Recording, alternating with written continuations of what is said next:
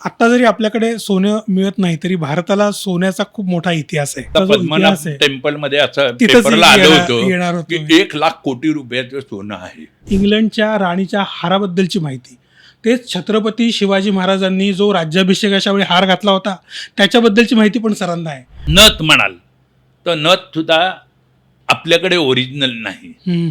आपल्याकडे नथ हे जेव्हा मोगलांचं साम्राज्य आलं तेव्हा नथनी आली. अच्छा. नथनीवरनं नथ आली.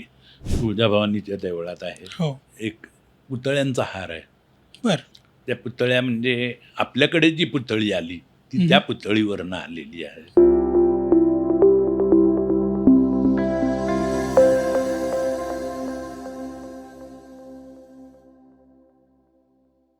विष्णू सखाराम ज्वेलर्सच्या यूट्यूब चॅनलवर आपल्या सगळ्यांचं स्वागत आहे.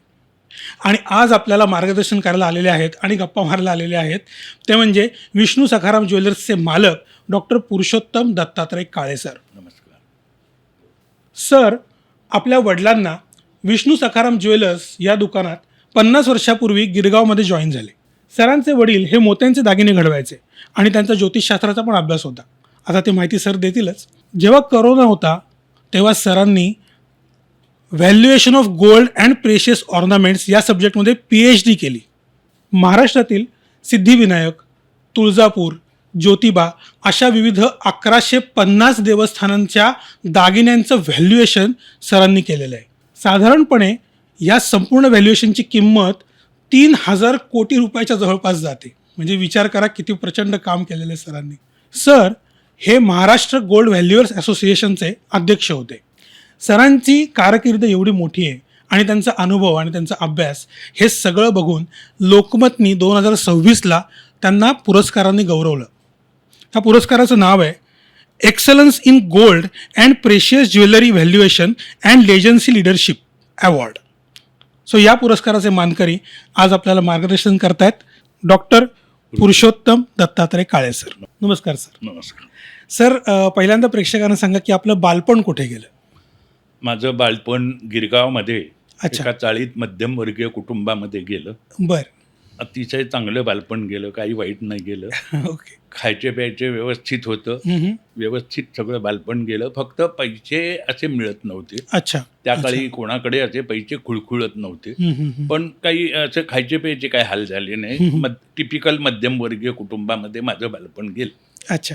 पण मग तुम्ही या क्षेत्राकडे कसे वळलात? म्हणजे मूल्यांकन आणि ॲक्च्युली काय आलं माहिती आहे का, की माझे वडील मोत्याचे व्यापारी होते. अच्छा. अच्छा. म्हणजे त्यांच्या सासऱ्यांकडनं तो धंदा आला त्यांचा. गोगटे म्हणून त्यांचे सासरे होते. बर. ते मोत्याचा धंदा थोडासा करत होते. अच्छा. तर अच्छा. त्यांनी माझ्या वडिलांना ससून हॉस्पिटलमध्ये माझे वडील टायपिस्ट होते. बर. बर. 1935 साल. बर.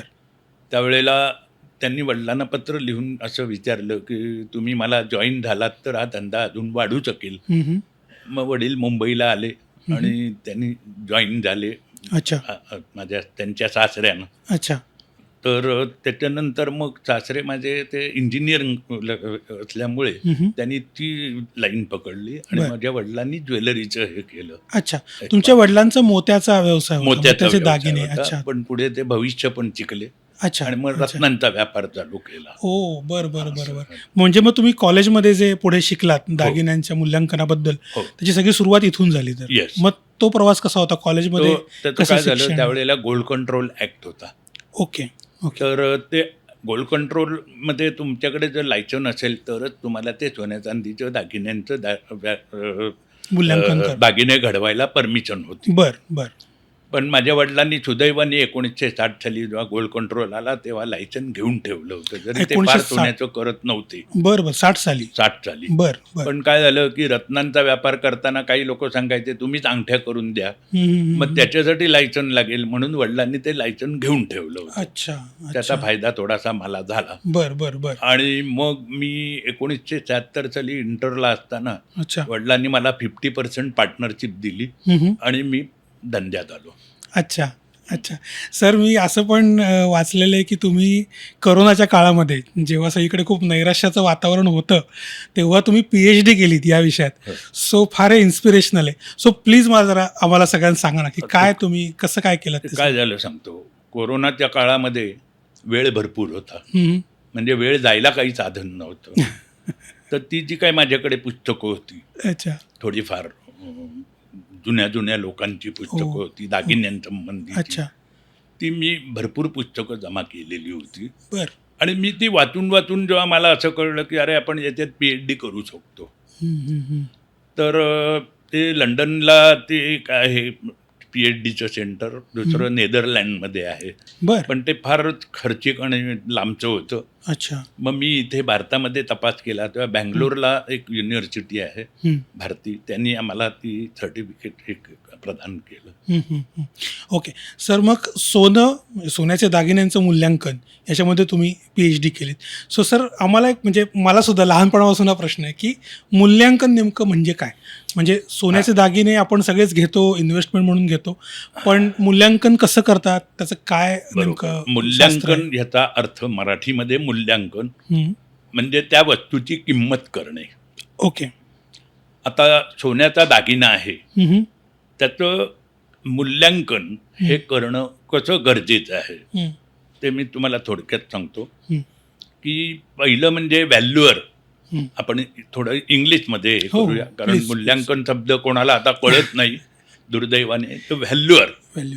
आता व्हॅल्युअर म्हणजे सुद्धा 2 प्रकार आहेत. अच्छा. एक गव्हर्नमेंट अप्रूव्ड व्हॅल्युअर. ओके. हे तुम्हाला थोडंसं इन्कम टॅक्स डिपार्टमेंटमध्ये तो ॲप्लिकेशन करायला लागतो. बर. आपला जो ITO किंवा डेप्युटी कमिशनर ज्या लेवलचा तुमच्याकडे केसेस असतात त्याप्रमाणे त्यांच्याकडे तो ॲप्लिकेशन करायचा. म्हणजे मी 92 साली ॲप्लिकेशन केला होता, तो मला 98 साली मिळालं आणि I can start the work from 2000 असं मला त्यांचं पत्र आलं. बापरे. ते दिल्लीहून येतं असं मी ऐकलं. अच्छा अच्छा अच्छा. तर ते गव्हर्नमेंट अप्रूव्ड व्हॅल्युअर आत्ता हिंदुस्थानामध्ये फक्त 1200 आहेत. फक्त 1200? 1200 आहे अख्ख्या भारतात? अख्ख्या भारतात. बापरे. बर. हां. बर. आणि जे बाकीचे जे व्हॅल्युअर आहेत, म्हणजे बँकांमध्ये लोक गहाण ठेवतात हो हो वस्तू, हो हो. त्याच्यासाठी पण व्हॅल्युअर लागतात. अच्छा. ते गोल्ड व्हॅल्युअर असोसिएशनचाच मी अध्यक्ष होतो. बर. आता गेल्या 2 महिन्यापूर्वीच मी पायउतार झालो, कारण माझं टेन्युअर संपलं. Okay okay. आता ते जे आहेत व्हॅल्युअर, बँकांमध्ये वस्तू गहाण ठेवणारे, हे वडिलोपार्जित चिकून झालेले आहेत. ते तज्ज्ञ असतात सगळे, किंवा एक MSMEचा 2 ते 4 दिवसाचा कोर्स असतो. पण खरं सांगायचं तर 2 ते 4 दिवसात ही शिकण्याची कला नाहीये. ही वडिलोपार्जित, आता वडिलांच्या हाताखाली राहून शिकून, बघून, ऐकून, माहिती घेऊन, कोणाकडे तरी शिकून असंच करावं लागतं. कारण मी स्वतः काळबादेवीला छापणीवाले होते, त्यांच्याकडे 76, 77, 78, 3 वर्ष रोज दुपारी 1 ते 2, आठवड्यातून 2दा 3दा असा जात असे. ओके. आणि त्यांनी मला शिकवलं की व्हॅल्युएशन कसं करायचं. कसोटी असते. म्हणजे आपल्याकडे जशी गुरु शिष्य परंपरा आहे, त्या परंपरेतून आम्ही शिकलो. क्या बात. आता सध्याच्या पिढीमध्ये तेवढं राहिलं नाहीये गुरु शिष्य परंपरा, कारण सगळं आयतं मिळत गेलेलं आहे. पण मी त्याकडे शिकलो. ते कसोटीवरती सोनं घासायचं. अच्छा. आणि तो दागिना घासायचा. अच्छा. दागिना घासायचा, त्याचे मासले असतात. मासले त्याला मासले म्हणजे काय, तर आता फॉर एक्झाम्पल एखादा दागिना 82% सोन्याचा वाटला, तर ते 82% पर्यंत सोन्याचे मासले असतात. एक उतारा ज्याला आपण म्हणतो, की 82% सोनंवाला एक मासला असतो. ओके. त्याच्यामध्ये 82-50 हा मिडिल धरला, तर 82-30, 82-70, 82-40, 82-60 असं असू शकतं, किंवा 77-2 असं पण असू शकतं. किती पर्सेंट आहे सोनं हे कसोटीवरती घासून गेसिंग करायचं. आणि त्याप्रमाणे दुसरा आपल्याकडचा असलेला सॅम्पल पीस हा घासून त्याला मॅच करून घ्यायचा. ओ अच्छा. मग ती आता मिळवणी जी करतात सोन्यामध्ये, ती मिळवणी चांदी मिश्रित असेल तर त्याला उघडी मिळवणी म्हणतात. तांब मिश्रित असेल मिळवणी तर त्याला रायडी मिळवणी म्हणतात. रायडी. हा शब्द सुद्धा आता दुर्दैवाने कोणाला माहिती नसेल, पण जुन्यातले लोक आहेत त्यांना हे सगळं माहिती आहे. तर तो सफेद रंगाचा दिसला की ऑब्व्हियसली त्याच्यामध्ये चांदीचं प्रमाण जास्ती आहे. अच्छा लालसर रंगाचा दिसला तर ऑब्व्हियसली समजायचं की तांब्याचं प्रमाण जास्त तांब्याचं आहे. जास्त बर पण आता तुम्हाला मी सांगू का, काही तुम्ही साऊथ मधले दागिने बघा किंवा पारसी लोकांचे दागिने बघा, ते निव्वळ तांबच घालतात. बर त्यांना ते आपले दागिने पितळ्याचे दागिने वाटतात ओ आणि आपल्याला त्यांचे दागिने तांब्याचे दागिने वाटतात. अच्छा हा म्हणजे असं एक भौगोलिक क्षेत्रानुसार पण भौगोलिक याच्यामध्ये वैविध्य आहे. क्षेत्रानुसार, कारण उष्णता जास्ती, सोनं झीज अंगावर प्रचंड होती. अच्छा म्हणून 24 कॅरेटचे दागिने का करत नाहीत? तुम्ही 24 कॅरेटची 10 ग्रॅमची अंगठी जर बोटात घातली तर पुढच्या वर्षी त्याचं वजन 9 ग्रॅम असेल. इतके झपाट्याने सोनं झिजतं. पण ते झिजतं कशामुळे सर, म्हणजे काय नेमकं? अहो, घर्षणाने सोनं फार झिजतं. अच्छा अच्छा. हवेच्यामुळे झिजतं. सारखं पाणी तुम्ही हात धुवत राहिलात तरी तरी झिजतं. झिजतं ओके. सोन्याला झीज आहेत. अच्छा नुसतं ठेवलं तर झिजत नाही, पण अंगावर अप्लाय केलात तुम्ही, दागिना म्हणून वापरलात, वापरलात तर रोज त्याचं जर घर्षण झालं. पूर्वी आम्हाला आठवत आहे 23 कॅरेटच्या आम्ही बांगड्या करायचो, अच्छा म्हणजे 97 नंबरी सोन्याच्या बांगड्या करायचो. अच्छा जर एखादी बाई बांगड्या मोडायला आल्या तर ती जुनी रसीद घेऊन यायची. त्यावेळेला वजन असायचं 60 ग्रॅम. 12 वर्षांनी त्याचं वजन 58 ग्रॅम, 57 ग्रॅम, अगदी 5-5, 7-7 ग्रॅम सोनं झिजलेलं आहे. बाप रे. मग त्या बाईची आम्ही समजूत काढायचो, बाई तुमच्या अंगाला सोनं लागलं हो, झिजलं असं म्हणू नका. हा विनोदाचा भाग सोडा, परंतु हे आम्ही म्हणजे बघितलेलं आहे. किती इंटरेस्टिंग माहिती आहे बघताना. ज्ञात सर, हे माहितीच नव्हतं. म्हणजे 24 कॅरेट, 22 कॅरेट, 23 कॅरेट मी सगळे लहानपणापासून ऐकत आलोय. बरोबर म्हणजे आपल्या प्रेक्षकांनी सुद्धा खूप ऐकले ते शब्द, पण नेमकं काय असतं ते म्हणजे. बरोबर. सो ते पण जरा एक्सप्लेन करा ना. आता कसं आहे की दागिने तुम्ही काय पद्धतीचे बनवता त्यानुसार आपल्याकडे कॅरेट म्हणजे काय आहे. ओके आता कॅरेटचे 2 प्रकार आहेत. बर एक ज्वेलरीमध्ये कॅरेट वापरतात, त्याचं CT असं लिहितात, शॉर्ट फॉर्म. काय लिहितात? ची, ABC मधला ची, ओके. CAT कॅट मधला CT. CT okay okay. आणि सोन्याचा जो कॅरेट आहे हा KT. ओ हा. अच्छा. आता सोन्याचा कॅरेट आहे हा प्युरिटीला लागून आहे, बर बर आणि रत्नांचा कॅरेट आहे तो वजनाचा परिमाण आहे. अच्छा हा, त्याच्यात गोंधळ होतो. अच्छा अच्छा अच्छा. हा 24 कॅरेट म्हणजे प्युरेस्ट फॉर्म ऑफ गोल्ड, बर 99.99. अच्छा आपल्याकडे 99.50 जास्ती येतं ओके ओके. किंवा 99.90 आपल्याकडे येतं. अच्छा 99.99 फार कमी येतं बर आपल्याकडे. बर बर. तो भाग थोडा, पण 99.50 हे आपल्याकडे 24 कॅरेट म्हणून सोनं अच्छा. प्रकृतीत आहे. पण म्हणजे सोनं जास्त जेवढं शुद्ध तेवढी त्याची झीज जास्त होते का? हिट नाही होत, झीज झीज झीज जास्ती होते. झीज जास्त Yes, होते. झीज अच्छा जास्ती होते. म्हणजे 22 कॅरेट 23 कॅरेटचे वापरू शकतात हो, दागिने हो, जास्त हो, वेळ. हो. अच्छा. आता थंड प्रदेशात जर तुम्ही गेलात, हा हा अगदी सायबेरियामध्ये हो, किंवा हो, अलास्काला, हो. तिथे जर तुम्ही 24 कॅरेटची चेन घातली तर तुम्हाला घामच येत नाही अच्छा अच्छा. किंवा ती घर्षण कमी होणार. कमी होणार बरोबर. त्याच्यामुळे ते 24 कॅरेट तिकडे तुम्ही वापरू शकता. अच्छा अच्छा. पण भारतामध्ये घाम फार येतो हो ते खरं. आपल्याला, त्यामुळे आपल्याला ते मिश्रण करावं लागतं. बर बर आता त्यातल्या त्यात दागिने वापरायला शुद्ध सोनं जर म्हणाल तर 97% सोनं पूर्वी वापरायची पद्धत होती. बर. म्हणजे जे बिस्किट पूर्वी यायचं हा हा त्याला आम्ही 3 ग्रॅम मिळवणी करायचो, पण ते बिस्किट 10 तोळ्याचं असायचं, म्हणजे जुने 10 तोळे. बर. 11 ग्रॅम 650 मिलीग्रॅम म्हणजे 1 तोळा. वा ओके. हा, आता दशमान पद्धतीमुळे 10 ग्रॅमला 1 तोळा म्हणायची पद्धत आली आहे. अच्छा. पूर्वीची अच्छा. बिस्किटं यायची ती 116 ग्रॅम 650 मिलीग्रॅम बापरे. बर अशी ओके. असायची. अच्छा त्याला 3 ग्रॅम मिळवणी केली की बरोबर 97% सोनं होतं. अच्छा. त्याच्या पाटल्या, बांगड्या, आपल्या हातरी फॅशनच्या वाकी, मंगळसूत्र, जे मराठी पद्धतीचे दागिने दागिने होते, आहेत. मोहनमाळा, कंठीमण्यांच्या माळा, बोरमाळा, ह्या ज्या आपल्या मराठी टिपिकल पद्धतीचे दागिने, ते सगळे चिंदेशाही तोडे, ते सगळे बरोबर आहे. 97 नंबरी सोन्यामध्ये बनवली जातात. अच्छा अच्छा. मग पुढे काय झालं, 23 कॅरेट म्हणजे खरं तर डेफिनेशन प्रमाणे 95.80. 95.80. 97 बाद झालं, 95.80 आलं. अच्छा 23 कॅरेट अच्छा अच्छा. म्हणजे डेफिनेशन प्रमाणे. 22 कॅरेट म्हणजे 91.60. अच्छा 91. बर हा. बर. मग खाली खाली तुम्ही जसं खाली जाल, 20 कॅरेट आहे, 21 कॅरेट, अच्छा 21, 20, अच्छा, 18, अच्छा, अच्छा. अगदी 6 कॅरेट पर्यंत आता दागिने बनवण्याची प्राथमिकता लोकांच्या मनामध्ये व्यापाऱ्यांच्या आमच्यासारख्या झाली आहे, कारण भाव वाढल्यामुळे. हो, खरंय खरंय. कारण कसं होतं की एखादी चेन 22 कॅरेटची 10 ग्रॅमची होते, ती चेन जर 9 कॅरेटमध्ये बनवली तर ती चेन डेन्सिटी कमी असल्यामुळे ती चेन 7 ग्रॅममध्ये होते. अच्छा. आता 22 कॅरेटचा भाव समजा आजच्या हिशोबाने 135 म्हणजे 1,35,000 आहे, तर 9 कॅरेटचा भाव अजून कमी होणार. बरोबर. वजन पण कमी होतं, भाव पण कमी होतो. फक्त बरोबर आहे. टिकते की नाही हा मुद्दा मोठा आहे. पण सोनं कडक होतं ते. बरोबर आहे. पण सर, सामान्य ग्राहक म्हणून मग टिकण्यासाठी पण चांगलं आणि रोजच्या वापरासाठी चांगलं, ज्याची झीज पण कमी होईल, असं कुठलं किती कॅरेटचं तुम्ही रेकमेंड कराल? असं नाहीये, ते कसं आहे अंदाज. माणसाच्या लायकिंग प्रमाणे आहे. राईट. कारण आत्ता तुम्ही 9 कॅरेटचे दागिने तुम्हाला पैसे कमी पडतात म्हणून तुम्ही घ्याल, पण मोडायला जाल तेव्हा तेवढे पैसे पण तुम्हाला मिळणार नाहीत. हो.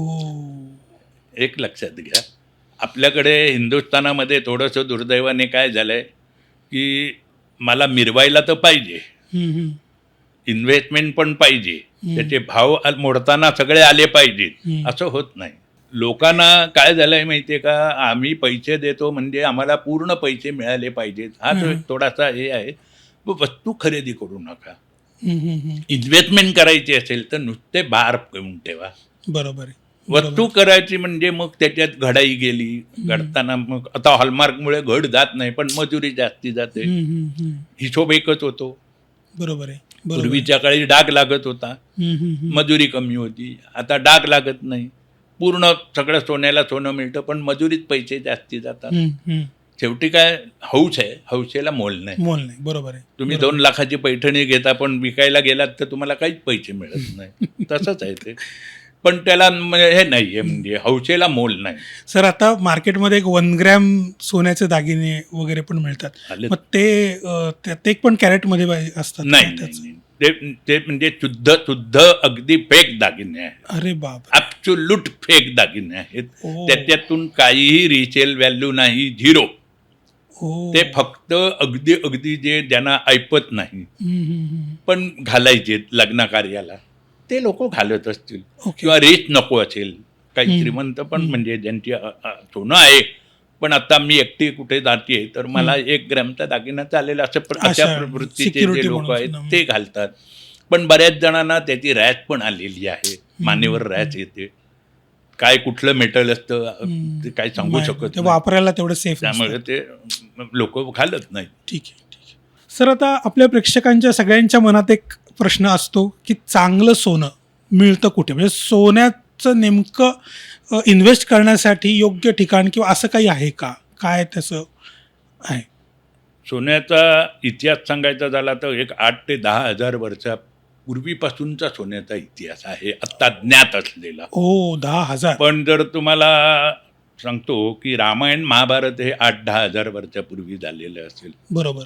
तेव्हा तुम्हाला आता आपण सगळ्यांनीच ऐकलंय की राम काय सांगतो मारुतीला की ही माझी मुद्रिका सीतेला दाखव. बरोबर. तू अशोक वनात जाशील तेव्हा, म्हणजे सीता तुला म्हणजे ओळखेल, आयडेंटिटी होती. बरोबर आहे. त्याच्या आधी तुम्हाला सांगू का, सीतेनी सुद्धा एक दागिना टाकला होता की रामाला तो ट्रेस आउट व्हायला पाहिजे की कुठल्या मार्गाने मी गेली आहे, याचा उल्लेख आहे असा उल्लेख आहे रामायणात. म्हणजे तेव्हा दागिने असावेत. अच्छा. पण आता हे खरं खोटं काय आपल्याला माहित नाहीये, कारण त्या विषयावर आपण न बोललेलं बरं. पण दागिने असणार.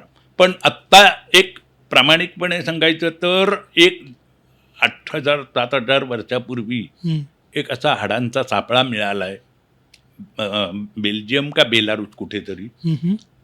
तिथे त्या माणसाच्या गळ्यात एक पदक आहे. बर. त्याची DNA टेस्ट घेतलीच गेली, कार्बन टेस्ट घेतली.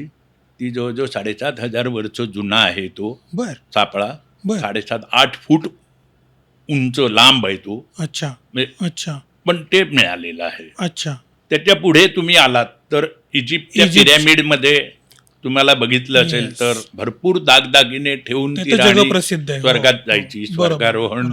तिच्या बरोबरच्या दासी, कुत्रे, मांजरं जे काय असतील ते सगळे त्यांच्या बरोबर ती अशी त्यांच्याकडे ती पद्धत होती. पण ते इजिप्तच्या म्युझियममध्ये सगळे दागिने, राणीचा मुखवटा आहे, स्तुतीनामेन नावाची जी हो. मेन मुख्य राणी होती आहे त्यांची. आहे गिझाचे गिझाचे पिरॅमिड. पिरॅमिड्स. तिथे ते सगळं इजिप्तच्या म्युझियममध्ये दागिने आहेत. ओके ओके म्हणजे तेवढा ते सुद्धा इतिहास आता आहे. 4-5 हजार वर्षापूर्वीचा तो हे आहे. बरोबर आहे. म्हणजे दागिने घडवण्याची जी मी म्हणतोय ती. आता सोनं कसं म्हणाल तर अल्युवियल सॉईल नावाचा एक सॉईल म्हणजे माती. हो अल्युवियल सॉईल बर अलुवियल. सॉईल ओके तिथे जास्ती प्रमाणामध्ये सोनं उपलब्ध असतं बर किंवा काळी वाळू असते बघा. काळी वाळू. हा, बर. समुद्राच्या काठाला 2 प्रकारच्या वाळू असतात. एक पांढरी वाळू जी जगामध्ये सगळीकडे पांढरी वाळू, काही ठराविक ठिकाणी काळी वाळू आहे. बर बर बर. त्या काळ्या वाळूच्या तिथे सोनं मिळण्याची शक्यता आहे. अच्छा अच्छा. त्याला अल्युवियल सॉईल. बर बर. पृथ्वीच्या पोटातच सगळं, बरोबर पण ते अल्युवियल सॉईल. अच्छा मेटल डिटेक्टर काय करतात तेच करतात. तेच करतात. आता ऑस्ट्रेलियाला नदीच्या ह्याच्यातनं सुद्धा सोनं काढतात की. हो बाहेरच्या देशात काढतात तसं. पूर्वी आपल्याकडे कोलार खाणीत होत्या. पन्ना नदी आहे मध्य प्रदेशमध्ये. पन्ना नदीतनं सोन्याचे बारीक बारीक कण यायचे, हिरे पण यायचे. पण मग आता आपल्या खाणी कुठे आहेत म्हणजे आता आता आपल्याकडे भारतात खाणी नाहीयेत. खाणी नाही आहेत. नाहीयेत. बरं. भारतातली खाण आता परवडणार नाही, कारण त्याचं प्रमाण व्यस्त आहे. अच्छा मी जे ऐकलं वाचलं ते सांगतो की जवळजवळ 10 टन सोनं माती काढली बाहेर, तर त्याच्यातनं जेमतेम 500 मिलीग्रॅम सोनं. 500 मिलीग्रॅमची ओ. आजच्या हिशोबाने किंमत आणि ती माती काढण्याचा काढण्याचा खर्च, खर्च. त्याचं सोनं काढण्याचा परवडणार खर्च हा त्याच्यापेक्षा जास्ती आहे. हम्म. त्यामुळे ती आता ऑलमोस्ट डेड झाल्यासारखी आहे. आता आपल्याकडे सगळं सोनं येतं ते परदेशातनं, म्हणजे साऊथ आफ्रिकेमध्ये येतं हो हो आणि ते आपल्याकडे म्हणजे येस सर. म्हणजे पण आता जरी आपल्याकडे सोनं मिळत नाही तरी भारताला सोन्याचा खूप मोठा इतिहास आहे. हो आणि तो तुम्ही विविध देवस्थानांमध्ये जाऊन अभ्यास त्याचा केलेला आहे. हो. वेगवेगळे दागिने. So त्याबद्दल जरा प्लीज माहिती द्या ना. तो खूप इंटरेस्टिंग काय आहे बघा, जसं आपण स्वतःसाठी जरचे दागिने करतो तसे काही भाविक असे आहेत की माझ्या देवाला सुद्धा दागिने असावेत. हो खरंय खरंय. मग ते तुमच्या घरातले देव असू देत, बाहेरची ज्यांच्यावर तुमची श्रद्धा आहे, मग कुठलाही देव असेल, सिद्धिविनायक असू दे, कोल्हापूरची अंबाबाई असू दे, तुळजामाता असू दे, किंवा पंढरपूरचा विठ्ठल असू दे, जी महाराष्ट्रातली प्रमुख देवळं आहेत, त्या सगळ्या देवळांमध्ये अतोनात दागिने आहेत. बरोबर आहे.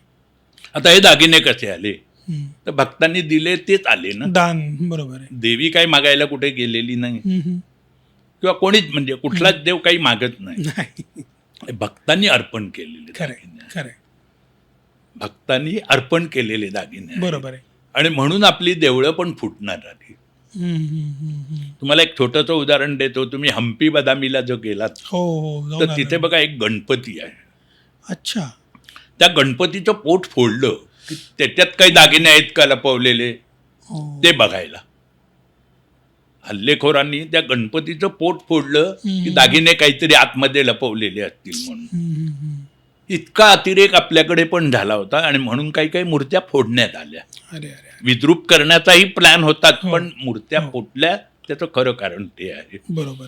तर ते दागिने हे देवीला किंवा देवतांना किंवा म्हणजे आता शिर्डीचे साईबाबा असतील, भरपूर अशी देवळं आहेत की तिथे दागदागिने चांगल्या प्रमाणामध्ये लोक देतात. बरोबर. किंवा मुखवटे सोन्याचे करतात. बरोबर बरोबर. आता आपल्याकडे इथे मुंबईमध्ये महालक्ष्मीचे देऊळ आहे. 3 मुखवटे आहेत. अच्छा. 3 मुखवटे हो आहेत. आहेत आहेत. म्हणजे कालीमाता आहे, महालक्ष्मी आहे, अशी देवळ, महासरस्वती. त्या तिन्हींचे मुखवटे सोन्याचे आहेत. बेसिकली ते दगडच आहेत, पण त्याला पण ते मुखवटे सोन्याचे. मुखवटे सोन्याचे आहेत. म्हणजे त्याचा पण इतिहास काहीतरी आहे. इतिहास आता बघा, काही लोक नवस बोलतात. हो हो बरोबर. इतिहास असं नाही, नवस बोलतात. ते नवसाला मी त्यांचं जे काम असेल ते झालं तर मी बाबा 1 तोळ्याची चेन देईन किंवा काय जे असेल ते म्हणजे त्यांच्या ऐपतीप्रमाणे लोक देतात. बरोबर आहे. सर तुम्ही असंच जे दिलेले दागिने आहेत मंदिरातले त्याचं तुम्ही व्हॅल्युएशन केलेलं आहे. केलंय. म्हणजे पंढरपूरच्या विठ्ठलाचं म्हणा किंवा भवानी मातेचं म्हणा. सो त्याबद्दल जरा माहिती सांगा ना. तो खूप इंटरेस्टिंग विषय आहे की हो. म्हणजे आता- या देवतांचे दागिने कसे आहेत. सांगतो. पंढरपूरचं विठ्ठल असू दे कोल्हापूरची अंबाबाई असू दे, हे 85 साली गव्हर्नमेंटच्या ताब्यात आलं. अच्छा. त्याच्या आधी त्याची मालकी प्रायव्हेट होती. बर बर. आता कोल्हापूरच्या अंबाबाईचे मी जे दागिने व्हॅल्युएशन केले ते 85 सालापासून जेवढे म्हणून दागिने आले ते सगळे 2020 सालापर्यंत मी व्हॅल्युएशन केलं ओ, कोल्हापूरच्या म्हणजे अंबाबाई 85 पासून 20 20 सालापर्यंत. बापरे. बर. आणि जे काही जुना पुरातन दागिने होते, काही राजे राजवाड्यांनी दिलेले आहेत, काय जे असतील ते वेगळे आम्ही दागिने व्हॅल्युएशन केलं. अच्छा अच्छा अच्छा. सर आता पंढरपूरचं मी काम केलं. हां हां. पंढरपूरचे राजे राजवाड्यांनी दिलेले अमाप दागिने आहेत अच्छा. की ते फक्त अँटिक ज्वेलरी म्हणतो आम्ही त्याला, हो हो. त्याचं व्हॅल्युएशन मी केलं. अच्छा. तिथे रोजच्या रोज जे येणारे दागिने आहेत त्याचा व्हॅल्युअर वेगळा आहे, बरोबर. पण अँटिक ज्वेलरीचे दागिने व्हॅल्युएशन ते मी आत्ता केले. बर बर. सर साधारण किती व्हॅल्युएशन असतं अशा दागिन्यांचं?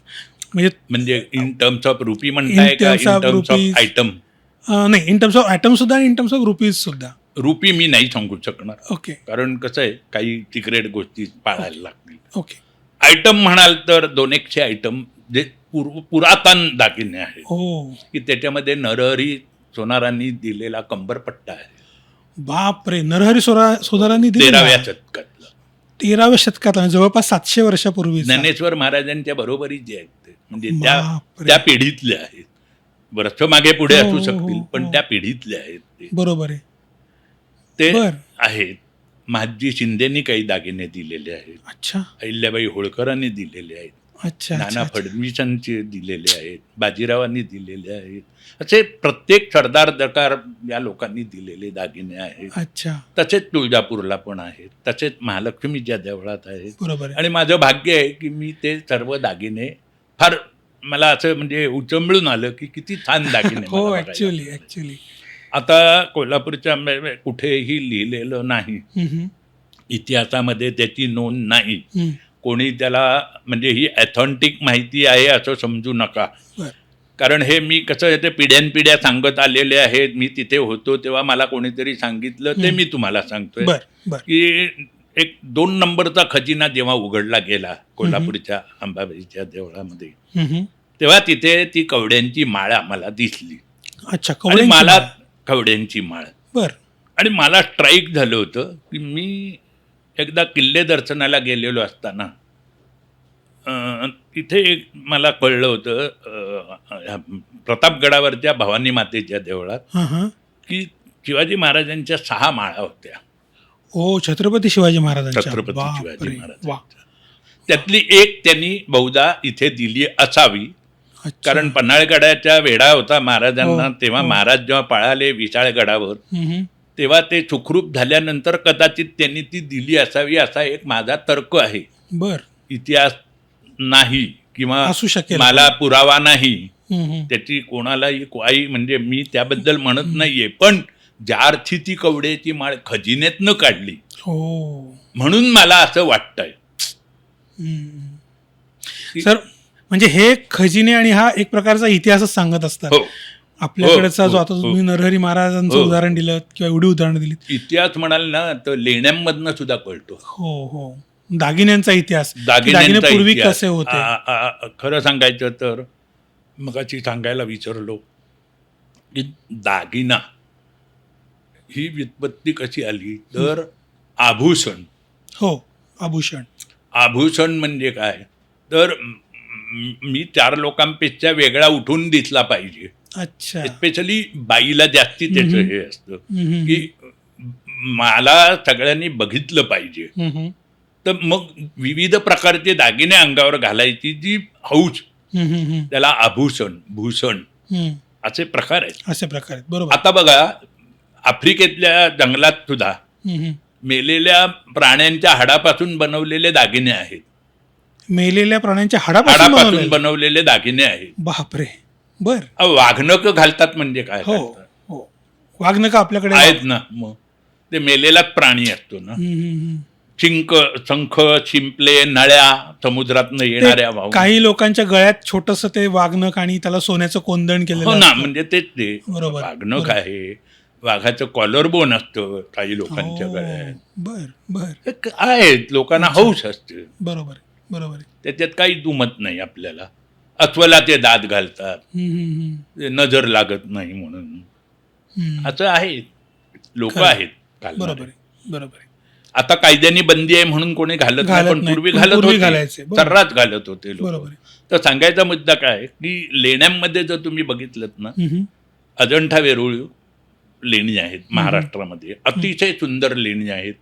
त्याच्यामध्ये तुम्ही जर बारकाईने टॉर्च मारून बघितलं तर त्याच्यामध्ये असलेले दागिने तुम्हाला दिसतात. अच्छा हां. अच्छा. नॉट ओन्ली दागिने, केशभूषा आहेत, हो वेशभूषा हो, आहे, हो. पायातल्या चपलांपासून सगळे तिथे विविध प्रकारचे तुम्हाला कोरलेले सगळे बघायला नियम. मिळतात. बरोबर आहे, इतका अभ्यास जर केला ना माणसाने तर त्याला इतिहास आपोआप कळतो. बरोबर आहे. बरोबर आहे सर. म्हणजे हा जो भारतातील मंदिरातले दागिने आणि लेणी आहे, आता असा जो इतिहास पद्मनाभ आहे, टेम्पल मध्ये असं तिथंच पेपरला आलं येणार होतं होतो की 1,00,000 कोटी रुपयाचं सोनं आहे. बाप कोणी रे. मोजलं मला माहित नाही, तो फिगरही फार एक्झॉर्बिटंट करून सांगितला गेलेला आहे, 1,00,000 परंतु कोटी. असं पेपरला आलं पेपरला होतं आलं. 1,00,000 कोटीचे दागिने आहेत. मला जो तो विचारतो, हो 1,00,000 कोटी जावं, कोणी म्हटलं अजून व्हॅल्युएशन पण झालेलं नाही. तर हा फिगर आणला कुठून, तर काय कळायला मार्ग नाही. अच्छा. पण पद्मनाभ टेम्पल हे गुढच आहे, गुड आहे, गुड आहे. कारण बरोबर त्या आहे. खोल्या अजून उघडत नाहीयेत. हम्म. पण ती मूर्ती आहे देवाची, बरोबर आहे. ती सोन्याची असू शकेल असं तिथले लोक सांगतात. अजून बरं. कोणी तपासलेली नाही, अच्छा पण अच्छा. ती असू शकेल असं बऱ्याच जणांचं तिथल्या म्हणणं आहे. ओके. पद्मनाभ टेम्पल ती मूर्ती, ती झोपलेला विष्णू आहे, बरोबर बरोबर. 3 खिडक्यांमधनं ती दिसतो. दिसते, बरोबर आहे. 3 खिडक्यांमधनं दिसते. सर आत्तापर्यंत तुम्ही एवढी इंटरेस्टिंग माहिती देत आहे, सो आता तो आपण आत्ता बोलत होतो की वेगवेगळ्या दागिन्यांची तुम्हाला आवड आहे, सो त्याबद्दल थोडं सांगा ना की तुम्ही कुठले कुठले दागिने आणि कशा पद्धतीने आता तुम्ही सांगत होतात तेच. आपल्याकडे असे पुरातन दागिने भरपूर आहेत महाराष्ट्रामध्ये. हम्म. विशेषतः तुळजाभवानीच्या देवळात आहे हो. एक पुतळ्यांचा हार आहे. बर. त्या पुतळ्या म्हणजे आपल्याकडे जी पुतळी आली ती त्या पुतळीवरनं आलेली आहे. बर. पुतळी ती म्हणजे जी पुतळी आहे अहं. ती साधारण ग्रीक रोमन साम्राज्यातली आहे. बर. त्याच्यात ॲडम आणि इव अच्छा. ही 2 देवता आहेत. म्हणजे बर. जगातला पहिला पुरुष आणि स्त्री हो, ॲडम हो, आणि ॲडम ईव. आणि ईव. बरोबर आहे. आणि त्याच्यामध्ये एक संरक्षक काठी आहे त्या हम्म. पुतळीवर. बर. आणि आपल्याकडे त्याची रिप्लिका बनवली गेली की ते राधा आणि कृष्ण आणि मध्ये कदंब वृक्ष, हो हो हो. अशी पुतळी आपल्याकडे घालतात अजूनही. Right. कोकणात स्पेशली कोकणातल्या बायका पुतळी घालतात. ओके. तर ती पुतळी म्हणजे एक संरक्षक असतं. काही लोक ताईत घालतात, बरोबर. काही लोक बाजूबंदामध्ये म्हणजे दंडामध्ये गोल ताईत घालतात. बरोबर. असे विविध प्रकारे मोरल सपोर्ट म्हणून ती पुतळी घालण्याची प्रथा होती. अच्छा. ती आपल्याकडे आली ती म्हणजे ॲडम आणि इव ह्या ओरिजिनल पुतळीवर. बरोबर. महाराष्ट्रामध्ये जर तुम्ही तसं म्हणाल ना तर ओरिजिनल दागिना एकही नाही. बर बर एकही नाही. एक कोल्हापुरी साज बर. हा ओरिजिनल अच्छा लाख भरलेला. अच्छा. हा, लाख भरलेला आता तो कोल्हापुरी साज. कोल्हापुरी साज असतो तो कसा असतो तर मध्ये पदक असतं, त्याच्यामध्ये बघा लाल खडा असतो. हो हो. ते सूर्याचं प्रतीक मानलं गेलेलं आहे. बर बर. आणि ज्या बाजूला पानड्या असतात दोन्ही बाजूला ते दशावतार असतात. अच्छा हा. अच्छा. ते खरा आपला ओरिजिनल दागिना आहे. तो दागिना. बर बर. त्याच्यामध्ये सुद्धा बारका ताईत असतो, छोटंसं वाघनक असतं सोन्यामध्ये पण अगदी छोटं. राईट ते एक इंटरेस्टिंग दागिना आहे तो Right. कोल्हापुरी साज हा, राईट. पण ओरिजिनल आपल्याकडच्या महाराष्ट्रातला. Okay okay. नथ म्हणाल तर नथ सुद्धा आपल्याकडे ओरिजिनल नाही. आपल्याकडे नथ हे जेव्हा मोगलांचं साम्राज्य आलं तेव्हा नथनी आली. अच्छा. नथनीवरनं नथ आली. बर मग आपल्या कारागिरांनी त्याच्यामध्ये मोत्याची नथ बनवली. असं मग ते असं कसं त्याच्यात. झालं की जातीनिहाय नथी वापरायला लागले. बर बर बर. एक पठारे प्रभू जमात आहे महाराष्ट्रामध्ये, हो, हो. त्यांची नथ वेगळी आहे, ब्राह्मणी नथ वेगळी आहे, कुणबी नथ वेगळी आहे. अच्छा. याचे विविध प्रकारची नथी आहेत. Yes yes. तसं काय माहितीये का, पूर्वी तुम्हाला माहितीये बुगड्या आता बुगड्या घालणारी बाई काय जातीची आहे ती बुगडी घालून बघितलेली कळतं आपल्याला. ओ चौकळची, पातकळची, बापरे बर नुसती घुमटाकार, अच्छा अशा बुगड्यांचे प्रकार होते की ओ महाराष्ट्रामध्ये. बर बर बर पण दागिने म्हणाल ओरिजिनल तर काही नाही. मोहनमाळ ही सुद्धा आलेली आहे. बर बर म्हणजे तसं महाराष्ट्रामध्ये दागिने असं फार नव्हते. नाही जेव्हा मोंगल आले, मोंगलांनी आणले, तसे संपन्नता नव्हती हा भाग नव्हता, पण दागिने नव्हते. वा खूपच इंटरेस्टिंग माहिती आहे. वाव बघितलं किती इंटरेस्टिंग माहिती ऐकायला मिळते ना. म्हणजे लहानपणापासून फक्त आपण हे ऐकलंय, आज प्रत्यक्ष सरांच्या तोंडून खूप भारी भारी माहिती मिळते. आणि अशीच भारी भारी माहिती अजून काही विषयांबद्दल आपण घेणार आहोत नेक्स्ट एपिसोडमध्ये. कुठली माहिती आहे ते म्हणजे इंग्लंडच्या राणीच्या हाराबद्दलची माहिती.